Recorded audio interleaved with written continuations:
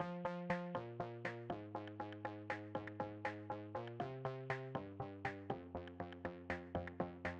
everybody, and welcome to the Practice of Love podcast. I am your host, Lair and Torrent, licensed marriage and family therapist, and all-around swell guy. With me, as always, is my lovely, my sweet, my partner in crime, Ashley Torrent. She is also a therapist and intuitive medium, and a pretty amazing person, if you ask me. So what are we talking about today? Well, we haven't recorded since your accident. Bad things happen to good people. Well, I bet things happen to good people. I was going to say we haven't recorded since your accident, so let's just start. No, we've not recorded since my accident, and for many of you don't know, because I haven't really talked about it. Is I got smacked in the face with a surfboard. How long ago was this? You keep all the math and dates. Yeah, it was about 5 weeks ago. It seems like yesterday, but it was 5 weeks ago. About 5 weeks ago now. And it's probably helped to go through some of the story. Yeah, probably. Yeah. So we were out surfing. It was not a particularly large day or anything like that. It wasn't particularly choppy or dangerous or anything like that. And sort of freak accident. I'll spare all the gory details, but I'll keep some of the gory details in there just because it's fun. I ended up kind of going over the falls, as we say, on my surfboard, and kind of fell off the board, and the tail end of the board sort of corked in the water, if you will, and came back up and essentially punched me in the face really, really hard. And I knew as soon as it happened, I was like, I knew it was bad. The tail end of the board hit me, for those of you who can't see, just on the left side of my jaw, just on the bottom jaw, and it busted me wide open. And I knew it. I've been hit enough that I knew that it was not good. And I remember stopping and saying, "Ash, I'm hurt. It's bad." And it was at that point that we made our way to the beach and realized that it was in fact bad. I remember before you got there, I was able to put my tongue through the hole in my face. Yes. Later on, Ash said that she was just glad that there was so much blood that she couldn't actually see how bad it was. Oh my God, it was awful. But let's just kind of go back. Okay, first of all, we're less than a month in Costa Rica. It's 7 in the morning, maybe 6:45 in the morning. We're 10-minute walk from the car. We don't know anyone. We're in our bathing suits. And I left my body. I'm totally dissociated. I hadn't even landed in my body yet. And then just from the move and then seeing you. And I don't know how you did it, but you picked up the board and you walked your board to the car because I can't carry both. And then you helped me strap the boards to the car. And then I drove my first experience really driving in Costa Rica, a standard in like 15 years. And Costa Rica traffic. Stick, sorry. Well, automatic standard, not automatic. Yes, you're right. Yeah, and Costa Rica traffic moves. It's just constantly moving. There's no stop. It's just, it has a rhythm to it. And I quickly got used to it. So yeah, we got you to a clinic that we remembered we'd seen. Yeah. A 24-hour clinic. And I'll let you take it from there. Well, I have to say, I've had enough stitches in my face, unfortunately, that I assumed this is inconvenient.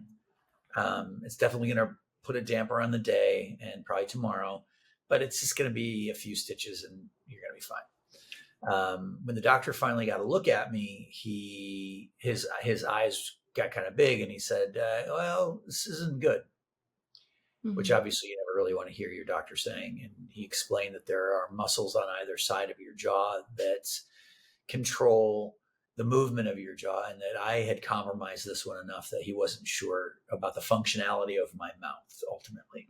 And he was sort of like, well, we're going to see. And it was at that moment I was like, should we really have moved to a rural area of Costa Rica? how good a doctor do we have here? All of that, but here we are. He said, but we're going to see. He's like, I think I can make it work. And I know, because in so, a clinic in the States, if you went to a 24-hour clinic in the States, you probably wouldn't like they would get you somewhere to like a surgeon. It was so bad they would have taken you to the emergency room at a hospital where they would have had a plastic surgeon look at you. So we're in a clinic, and what we're used to as clinic means like you don't want to get your face sewn up at a clinic in the States, as far as I'm concerned. no. So that's where our mentality is like, we're not sure, like, okay, what the background is of this person, what they're trained in. We don't know anything except it's an open clinic. We're just glad to be there. Like you for those of you who are old enough to understand the reference, you get sort of flashbacks of MASH, Mobile Army Surgical Hospital, right? Like it's pretty sure they know what they're doing, but you're scared, and he definitely seemed like he knew what he was doing, and just his manner and his bedside manner was great. And so I remember at one point he goes, your surfboard's blue, huh? And I said, yeah, how'd you know that? Right. Because I thought, well, maybe when he was coming in, he saw my board strapped. He's like, because I'm finding pieces of it in your face. I mean, so that's bad. not good news. That's not good news. So it was so bad that when he told me what could have happened, I started passing out. And I'm someone that like, you were fine watching him stitch me up. You were standing there. That didn't bother me. No. Blood doesn't bother me. But when he told me how close you'd come to losing a part of your face, it just, everything went dark and I had to leave. I was like, sorry, I got to go. I'm like sitting there with my head between my knees, just like trying to keep my composure until I can go back and be with you. It was brutal. No. And so you had 6 stitches here. I had 6. And then 6 on the inside.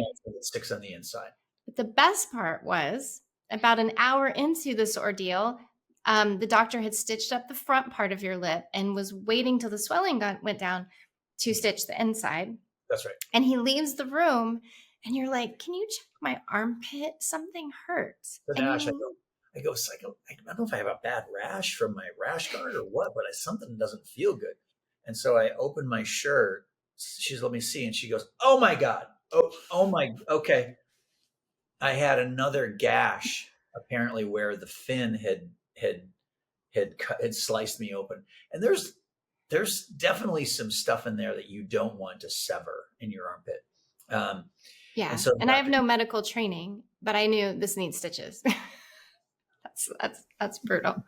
It was brutal. Yeah. So he then put another 6 in there after cleaning that out. So 18 in total. 18 stitches. Yeah. Mm-hmm. Yeah. Yeah. Yeah. Uh-huh. So the reason we bring it up, one, is because it was a big event. Because it was, I think, what happened to us psychologically after that moment. I feel like your face healed so much faster than we healed. Honestly. Psychologically and emotionally. My board was more damaged than I was. Oh, well, that was the other thing. We got home and you looked at your board and I have no idea. It looks like I got in a car accident. Yeah. Like, I seriously don't know what your face is made of. It looks like it hit the Wolverine. Your board was destroyed in the back end. I was like, it was so disturbingly smashed that it freaked me out to even look at you, because I was like, I don't know who you are. Or what you are. Yeah. Or what you are. And your tooth, you didn't lose a tooth. You thought you might have, but it moved a little bit. This tooth went right through my lip. Yeah. Yeah. But your board was worse looking than your face. Yeah. Somehow. Well, I mean, you can see, there it is right there. Yeah. I'll have that for the rest of my life. I apologize for anybody that's grossed out by medical issues. We should do like a warning on this. There should have been a warning. And so there we were, and this thing happened. And, it happened on the heels of me saying to you the day before, I said to you, we were sitting at dinner with our kids, and I said, I don't know if there's been a time in my life when I've ever felt happier than I feel right now. Mm-hmm. Yeah. And And then so, that morning, mhm, before we went to surf to our fourth day in a row, mhm. I remember looking at you and saying, do we get to do this? Like it almost just felt too good to be true. Yep. Um, and I was just like, wow, do we get to do this? And then within 30 minutes, your face was like smashed. So I think that's what like we should kind of talk about, like what we learned as individuals through this process and how we walked through it together. Cause it was brutal. It was, I went dark personally. It was a huge trigger for my PTSD. mhm. But I like picking on you and saying, let's talk about how my injury affects your PTSD. Yeah, sucked.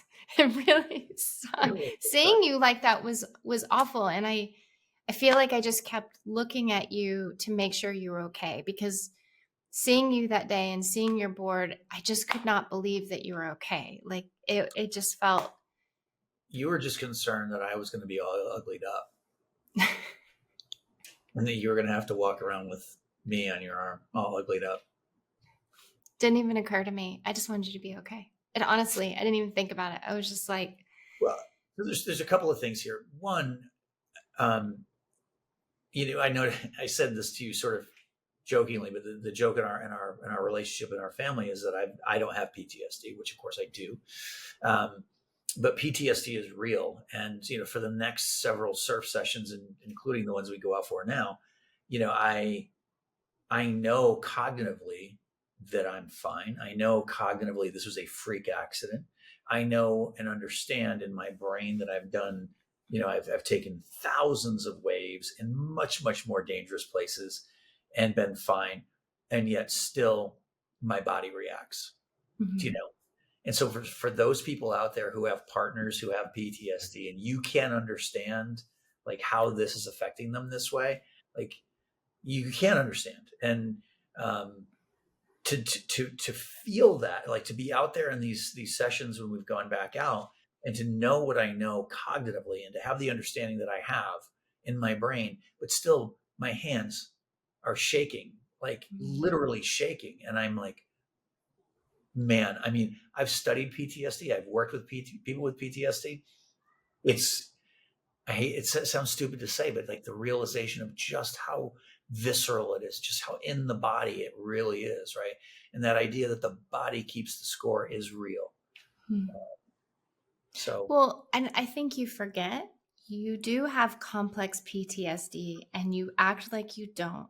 That is the like anxiety you experience almost daily that you're in trouble or something bad's going to happen after being born to a woman who is 15 and then having a volatile father, and we can go on and on and on.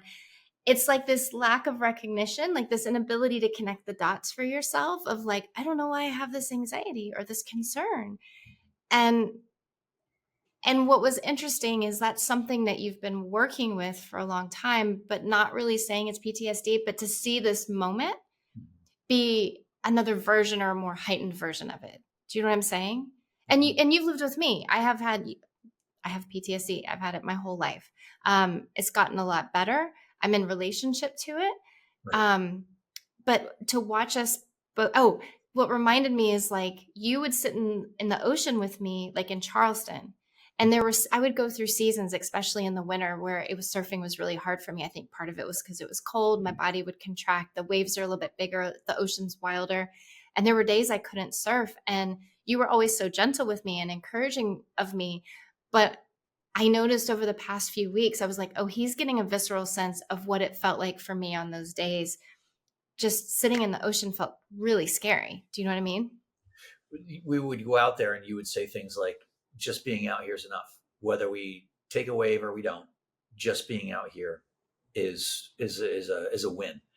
And I remember thinking Mm-hmm. that, feeling, and so just showing up is a victory, right? And so when you have a challenge in your life, that when you have something that happens in your life that challenges your PTSD response, it was like, when I would hold men's groups and one guy in particular wouldn't talk, and it would start to piss the other group members off, and I would have to stop them and say, hold on a second, We have no idea what this guy's gone through. We have no idea what he brings to the door. And maybe just being here in the presence of other men in this room is enough. Just showing up is enough. And I had to kind of harken back to that just being here is enough. And, I had to kind of quell that sort of mammalian, I don't know if it's mammalian or not, but that sort of need to be the one that plows through it. And I think that's a through line through so much of our culture is, well, you got to plow through it. You got to, and you got to, regroove that neural net. And so that idea of just plowing through it, I knew I had to show up. I knew I had to get back in the water, and I wanted to get back in the water quickly. But I did want to give myself some grace when I got out there to be compassionate to myself. And I think that's often something people have a hard time with is compassion for self. Again and again and again, I'm noticing that. And I had to find that thing, how often do you find yourself having to practice the thing that you preach? I know I do. And I did in that moment where I had to remind myself to be compassionate to myself and to say, maybe just showing up is enough. Maybe just having paddled out is enough. Maybe having just strapped your board again. I remember for days afterwards, I kept finding blood stains on my board. And it just being like, whoa, and going back to that moment and, having that response in my body, that sort of jump scare in my body. I grew up in the 80s, where, you rub some dirt or spit on it. And so the idea of bringing compassion to myself was absolutely a practice, even though I asked people to do it every day, all the time. And that was really the thing. I think that was the grist for the mill on this. It was getting out there and the compassion that I had to bring to myself. Well, can you tell me about the vulnerability that you felt around this?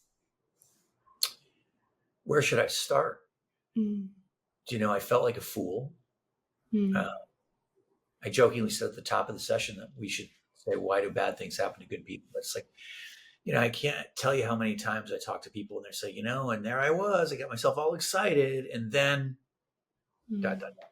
And that's kind of what it felt like. It's like we did all this. And it was actually, to be honest with you, it's part of the reason why I wasn't trumpeting this from, me. I like to talk some shit. I like to tell people stuff and have conversations about it. Guess what we're doing? I didn't really talk to too many people about moving to Costa Rica or what it was like. I mean, I did here and there. But there was a part of me that was always afraid that, like, I don't know if it's like you do something cool, you do something fun, you do something exciting, and now you got to pay for it. Well, that's that trauma brain, right? And I feel like that's where I'd like to go with this conversation is kids are going crazy down the street. Is like, that's where we started. And what was really intentional is you and I really trying not to link up. We were having fun.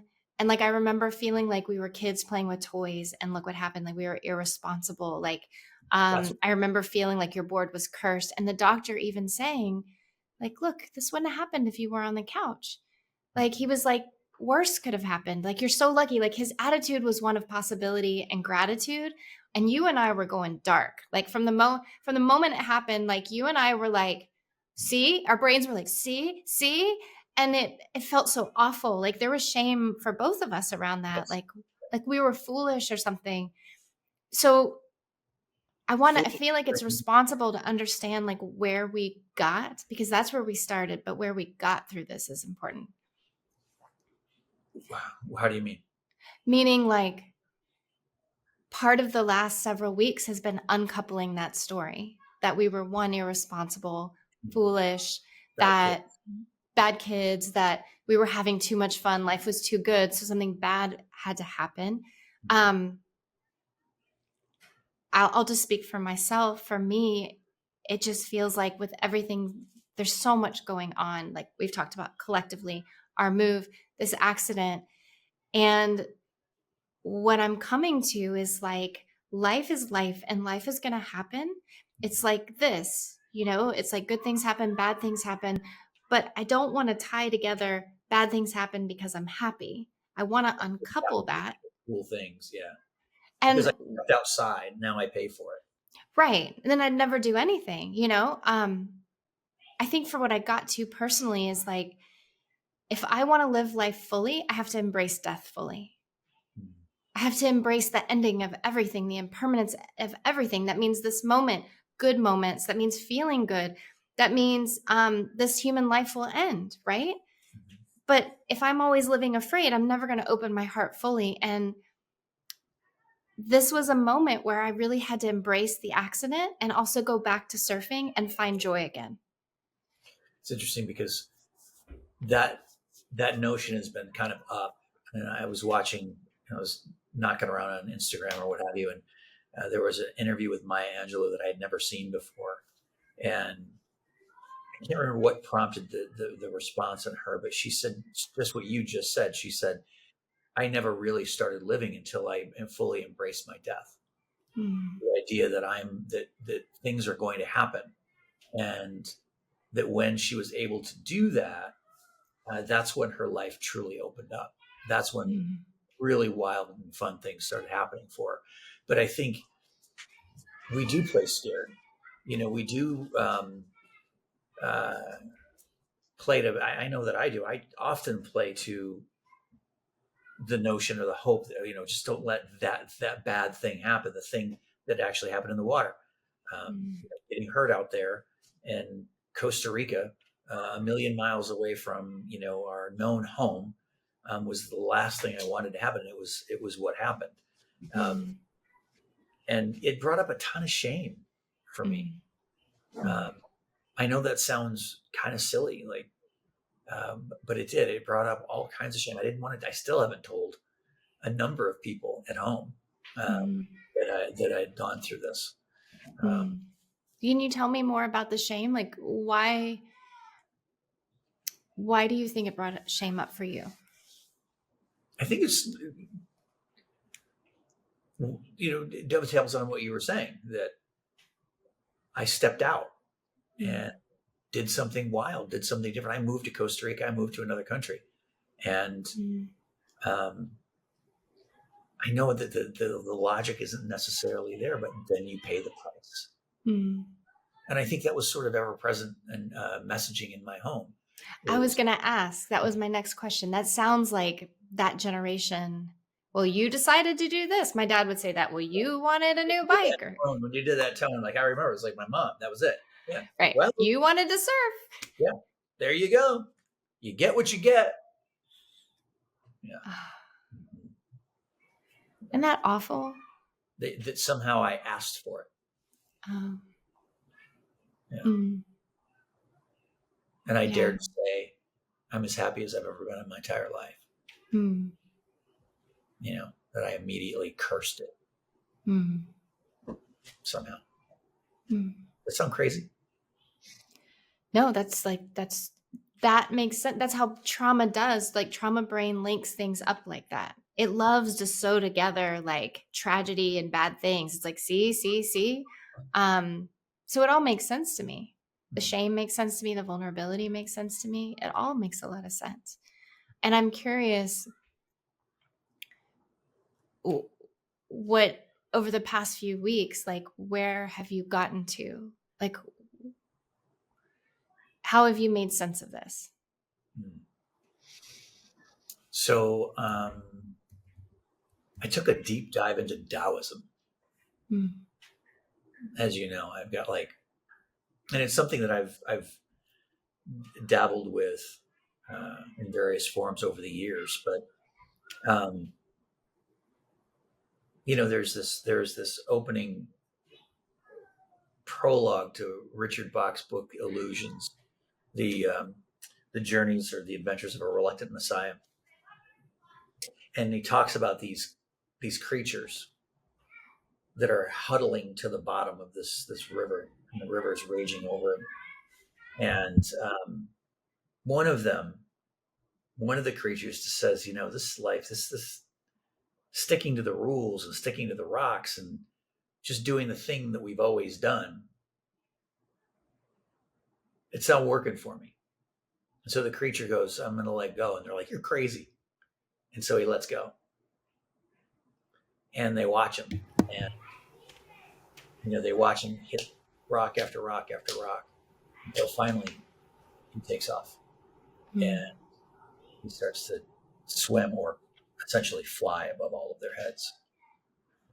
And that imagery sort of, you know, uh, resonates that if you're going to dare to let go, if you're going to dare to do something different, if you're going to dare to hang it out there and to make bold decisions, yeah, sometimes you're going to hit the rocks on the way up. Mm.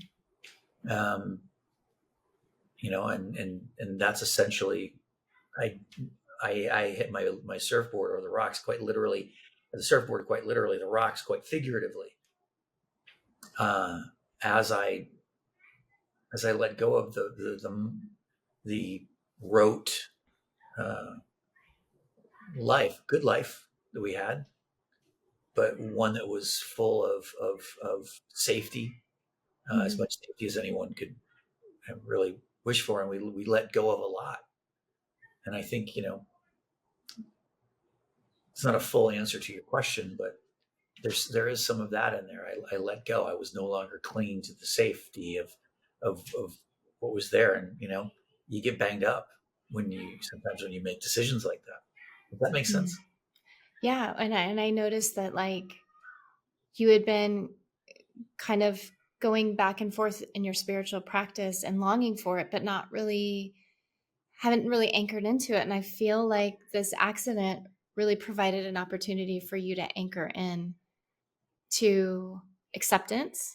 Mhm. Like you told me about, like, I'd like you to talk about the radical acceptance that you experienced in the doctor's office. Yeah, that's the other piece. That's what led me to the Taoism. Actually, was I knew, and I was actually giving a speech on radical acceptance to a company who's going through some change, and that was the topic for that upcoming event was radical acceptance, and so I had some of those practices fresh in my mind, and so as he was stitching me up, I have this practice of when it's at the forefront of my mind and I'm able to access that tool, I use the notion of "and this too," Hmm. where I will use that as a mantra. If something happens, you say, take a breath, and you say "and this too." Um, it's akin to the "let them" uh, Hmm. mantra that's all the rage now. It's Mel Robbins has sort of stamped it as hers, but it's been around for a long time. But I've been using "in this too," and so as he was telling me that he was unsure as the functionality of my mouth going, I remember going, okay, what would radical acceptance look like?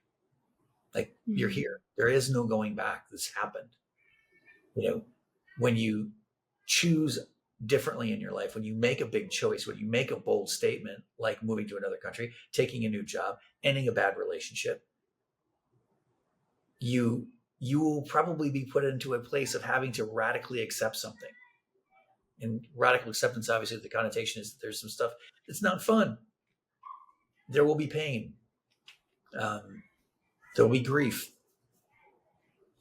And so there I am going, here it is for you, right? Um, and so I'm laying there and he's putting the stitch in. And every stitch I feel it going, I go, and this too, and this too, and this too. Hmm. And, which also brought me to the question that I think I'm still wrestling with is, why is this in my life? And maybe, there's this, I kind of got smacked in the face, literally and figuratively, with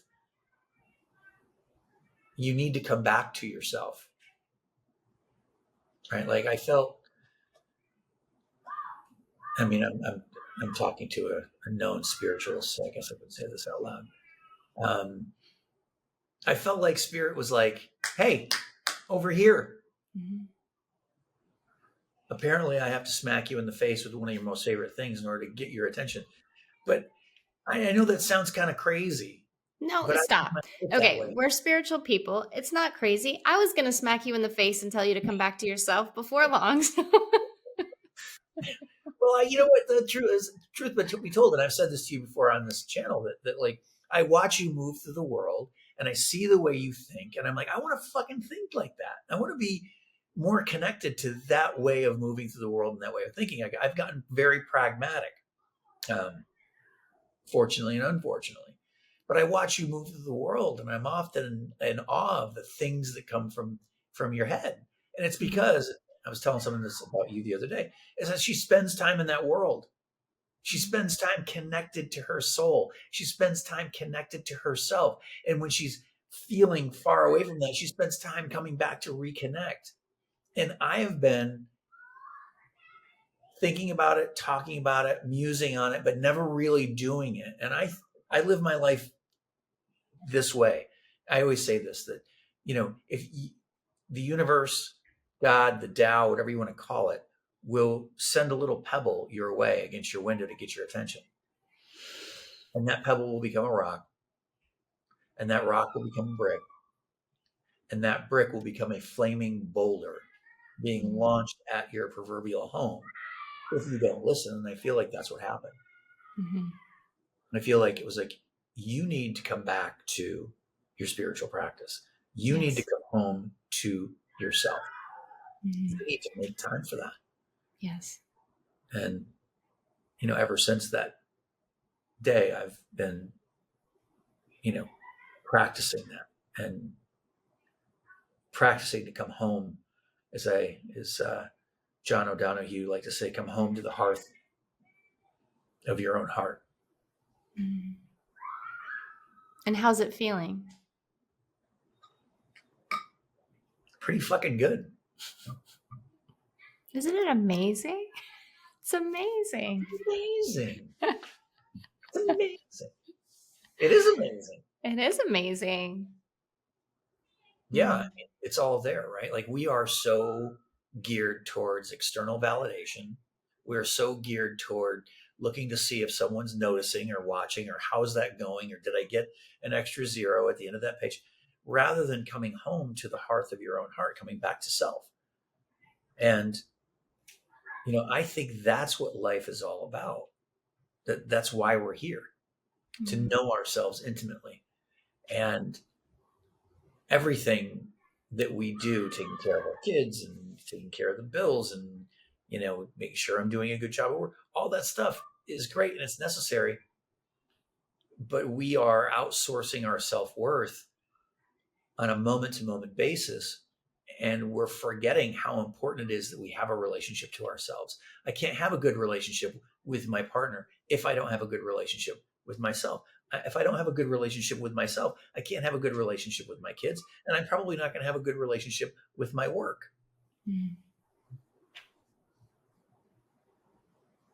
Yeah.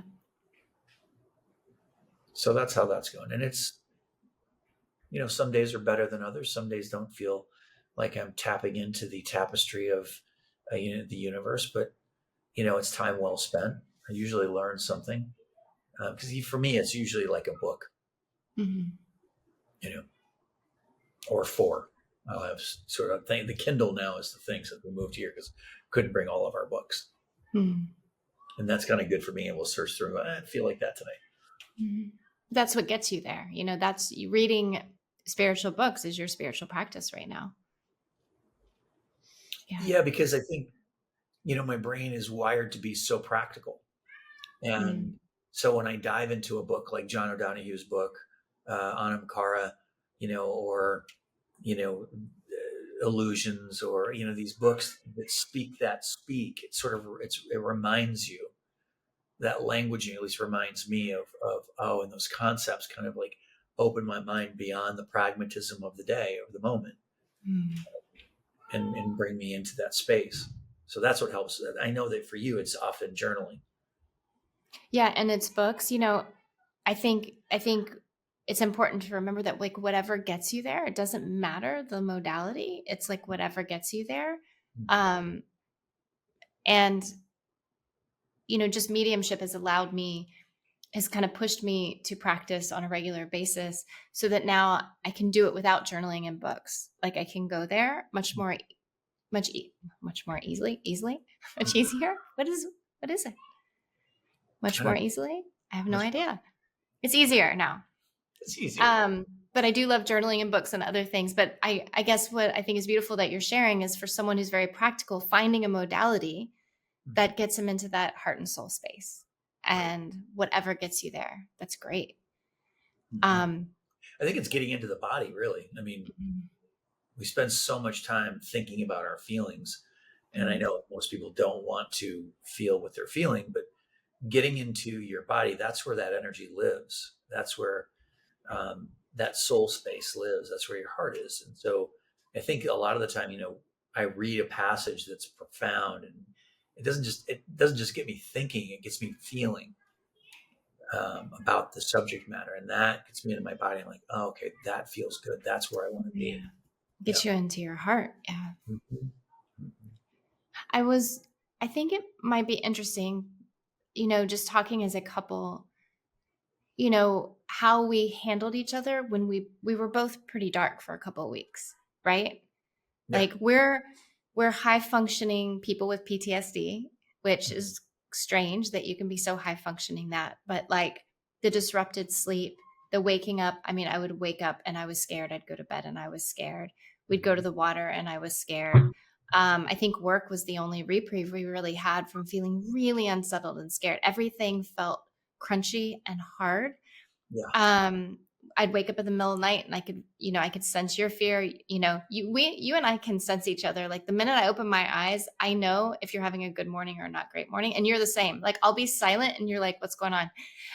And my mind will be racing Read there. the tenor of the silence. I go, what's happening? Yeah. Yeah. um and I feel like we were really compassionate with each other. Like again, it didn't happen to me, but one of the things that I want to share is that there was a moment, I think maybe the second day we went out surfing. The first day you caught a wave. No, it was the first day we went surfing and you caught a wave. I didn't even want to look. And I turned around and I watched you to make sure you're okay. And I just started bawling. And then I just heard up from my heart, I just heard a message that said, I love him so much that it feels like it could shatter me. And I Uh, was like, oh, and I just said, tell me more. I wanted to understand what that meant. And it felt like if anything happened to you, I would break. Yeah, it was like a brutal feeling. And I didn't want to feel that at all. And I remember sitting with that feeling and just being like, here's that lesson is like, if you want to live and love fully, you have to embrace the impermanence of everything. So I was like sitting there going, am I willing to accept how much I love this person and be in that love, knowing that someday it might just break my heart completely, if I lost him or something like that. I mean, it's just like these kinds of things take you to the depths of those places. And I felt like I was sitting there with a choice. Like, I was thinking about all the ways maybe like I have still like some protection up or some defenses against that kind of love, because loving that rawly, in that raw manner is so vulnerable. I I think there's some work there for you. Well, that's what I was feeling. Yeah. Yeah, that's what I was When I noticing. paddled back out, you were like, "I love you so much. I feel like it could shatter me." And I mean, I just was like, just blown away. And it's not to Mhm. say that you won't loving and affection and all those things, but like, um, I think I'm far more the incurable romantic than you. Oh, I mean, no, that's what I was coming in touch with. I was like, oh, like that feeling was so intense. And I was like, oh, that's what I protect myself from. Mhm. Like I don't go to those depths because it feels like I'll fall down a dark hole and never come out. Mhm. And so I've been sitting with that over the You're past couple holding on to weeks. the rocks. Yeah, holding on to the rocks. Mhm. Actually, I feel like I'm letting go of the See, the rocks. finger comes up, folks. The finger comes The up. finger.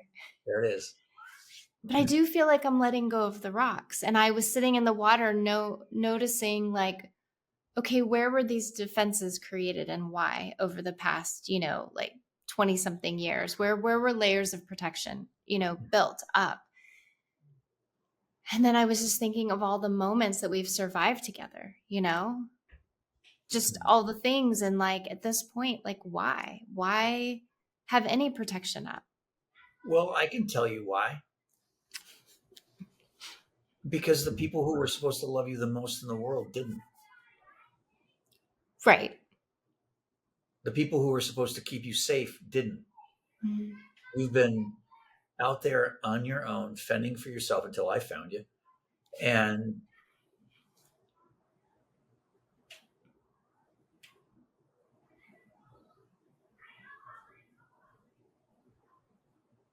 that's why. Mm. It's a technical term, so follow me if you can. It fucks you up. It does fuck you up. And so then it's like, how I'm not going to wade that far into that water because those people made me. And I think there's something in us that knows, like at a primordial cellular level, that you chose to make me. And now you're fucking around and I'm not loved. I'm not safe. I'm not enough. I don't matter. And so now I'm going to trust this joker. Like there's something in, I think there's something core in us that kind of goes, I'm going to save a little here just in case, right? Like I'm going to Yeah. hold a little back. Yeah. And if we look at the path of my life, natal Pluto complex, death and rebirth. You and I both have this It sounds astrologically. like Mandarin coming out of here. All the thing. Go ahead. What'd you say? It sounds like Mandarin when you go to the natal Pluto, whatever that is. I don't Well, understand any of that. I mean, astrologically speaking, both of us have this in our chart that this life is all about death and rebirth. And my life has been a cycle of build it up, it destroys, build it up, it's destroyed, build it up, you have to leave it behind. And there's been a lot of relationships where I've come to a point and I've had to choose to let go of because there's no longer harmonious. So my life hasn't been this life of like consistency. It's been continuous like evolution. And so when I look around, you're the most constant in my, you and the kids are the most constant in my life. Oh my God, I can put words together. And so it's weird how you think after all this time, I would have sunk into y'all are the constant in my life. Everything's going to be okay. But when I think about how much I love the three of you, that's the love that feels like it could shatter me. But as I look at what I'm being asked to learn right now, that's the love I'm here to embrace, is to allow myself to be shattered. I know I won't be shattered, right. but to have the experience of that kind of love and to be vulnerable in it. And that's where I'm coming to. Does that make sense? Well, yeah. And there's no other choice because what's the point? Well, most people don't find that point. They just continue to go outside of oneself. You don't come back to the hearth of your own heart, because if you did, then you'd have to answer that question right there. The thing you called yourself out on is, I love you so much, I think it could shatter me. The thing you called yourself out on is, I'm not loving fully because I'm afraid of loving to that depth. Mm. And most of us don't even get there because we're not coming back to self. Mm. Right? We're pathologizing our feelings because who the fuck wants to feel that? Mm-hmm. And there's something beautiful about being that open-hearted. Well, if you allow yourself to go there, right? You know, like there is a depth to. I think most people look at a 24-year relationship and go, I mean, really? I mean, sure, they probably go, oh, no, that's great, good for you. How do you do that? And the way you do that is this. Mm. Like there is a depth to it that is uncharted, and when there's an expansiveness to it that is unimaginable, if you allow yourself to go there. The problem is people don't allow themselves to go there, and that's why novelty feels exciting and new and better, and so we're drawn there rather than coming in and going. Well, that's what I want to choose. That's what I want to embrace. That's what I want to risk. That's what I want to feel, is like, I want to know at the end of the day that I did love with an open heart, that I allowed love to fill me up till the point that I felt like I would explode because I was just loving so much, loving you and the kids. I want y'all to feel love, the dogs, myself. All of it. I don't want to I don't want stale. I don't want dry. I want to be here. And I feel like that your accident really asked me, really brought up some of those questions inside me that I needed to confront, is how deep am I willing to go in love? Well, just remind me to keep paying more attention so I don't have to bust my face open in order to have some more, spiritual experiences.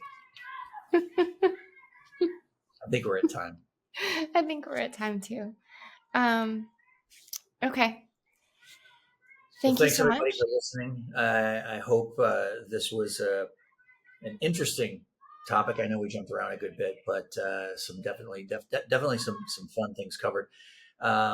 Thanks for joining us, the Practice of Love podcast. You can find me, Lair Torrent, at Lair Torrent Holistic Therapist on Instagram, also at lairtorrent.com. You can buy the book that we both wrote, even though she says she didn't. She edited the crap out of that thing. The Practice of Love, wherever finer books are sold. Ash, what do you got? Oh, I don't really have much.